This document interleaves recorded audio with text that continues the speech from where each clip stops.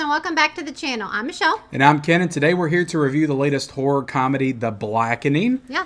I just bought this movie on 4K this week. You see this nice steelbook right here that I picked up, and we watched it, and we're ready to give our thoughts on it. Yeah. But before we do that, hit the subscribe button if you haven't already. We talk about movies and TV, and we do entertainment news live streams every Monday night.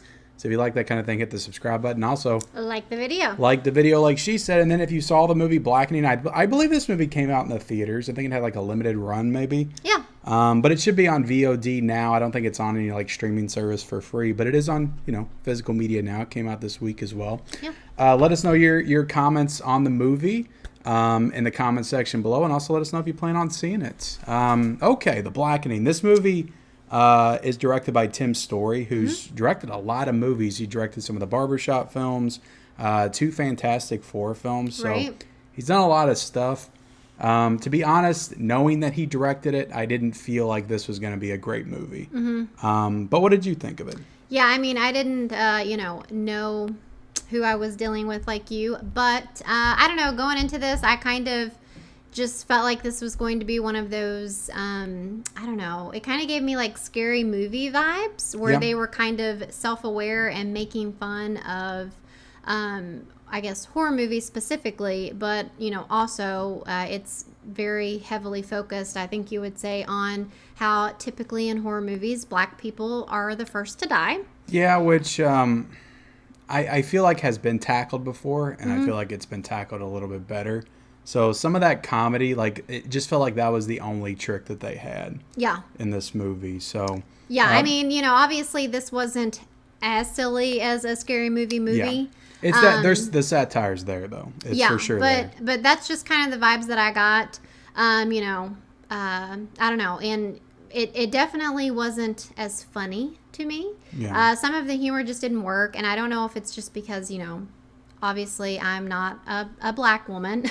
Yeah. So, some You're of the... not? I'm not. Shocker. But, I do feel like if you are a black person, I feel like you probably are going to be able to relate to this more than me, because they're definitely... Maybe have a certain level of fun with it, for sure. Yeah, like there's just things that I maybe have never dealt with or that just kind of go over my head as far as humor and stuff goes. So, that could be why it didn't like work for me as well. And I don't know how you feel about this, but it kind of felt like the movie started off very comedic. And as you went along, it kind of just morphed into this more or less straightforward generic slasher movie.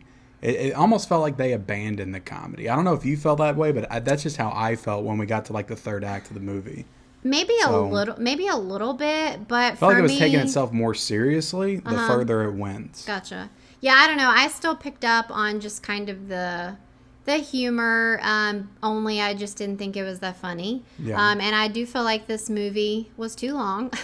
Especially the final act. I think it was an hour and 45 minutes, which is too long for a slasher, for sure. Yeah, there's a really long final act, and, I was kind of unsure if, like, they were making fun of how some horror movies can have, like, a really drawn-out final act. Yeah. Or if it just was unintentional, and that's just how it was. Not trying to spoil, but there is like a long monologue at the end, which is pretty much a trope on the genre at this point. Ever since, ever since horror movies began, really. But like, I feel like Scream was the first movie that just really amped it up and like a big gave birth to that big reveal and monologue at the end.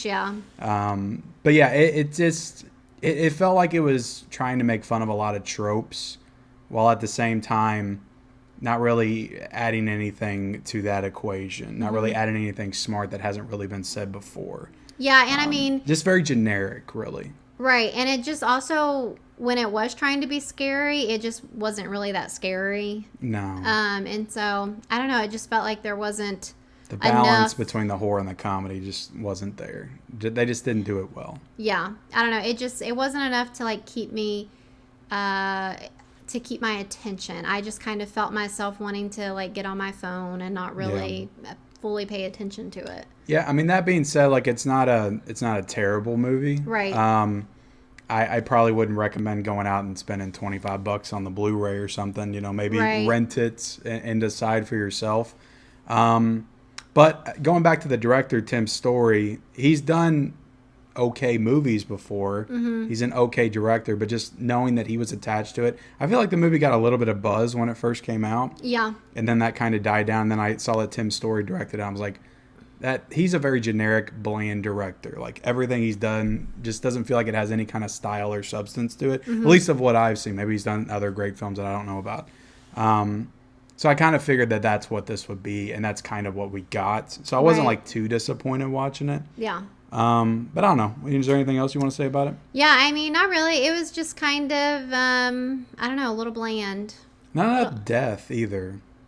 Maybe that's a spoiler, but I didn't feel like there was a death. Oh, I thought you were trying to say depth, and I'm like, you're no, there's not enough depth. That's for sure. Yeah, I mean, I'm trying to think of the kills and stuff. Yeah, there's not a ton.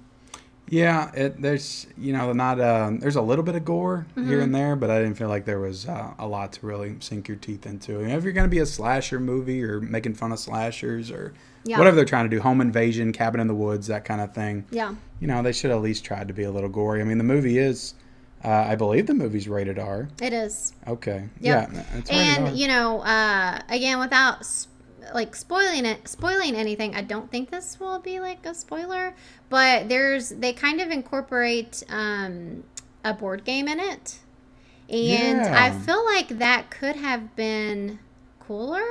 I kind of liked that part of it, but I don't feel that's a great point. Yeah. Yeah, I don't feel like it was kind of like, again, silly and a little bit. They remind you of Jumanji a little bit. A little bit. But yeah, I don't know. I feel like it could have been cooler had they incorporated that more. Yeah, there's way more they could have done with that. That was a good point. Yeah. Yeah. Because they did it in the beginning. That's how the movie opens up. Right. And then there's a scene in the beginning when they all get to the cabin, and then after that, it feels like they just kind of abandoned that idea altogether. Yeah. And I think that's where most of the comedy was too. I feel like most of the good jokes revolved around the board game and the questions that it was asking them. So, yeah, definitely had potential, but it had potential for sure. I think the problem is if you're gonna do the whole black people in horror movies dying first and that the whole tropes of black people in the genre. Yeah, it's like you have the movie Get Out, which just did that so extraordinarily well. And they actually reference that movie. And they reference that movie because at this point, that's the standard, which I still think Get Out's just one of the greatest horror movies ever made. I think that movie's going to stand the test of time. But when you have that movie already, it's really hard to do something like that and not feel like just a knockoff or a generic version of that. So, yeah. But yeah, it's okay. It's not like offensive or anything. It's fine. I mean, if you want to get into rating it, I'm just going to give it a 3 out of 5. Yeah, I'll give it the same 3 out of 5. It's a fine watch. A little bit too long. Could have been better. That's pretty much all the thoughts that I have on it. But that's our review of The Blackening. Hope you enjoyed it. Hit the subscribe button if you haven't already. Also like this video. And then leave us a comment down below your thoughts on the movie if you've seen it, or if you're going to watch it, let us know in that comment section below. And we'll see you next time. Bye, guys.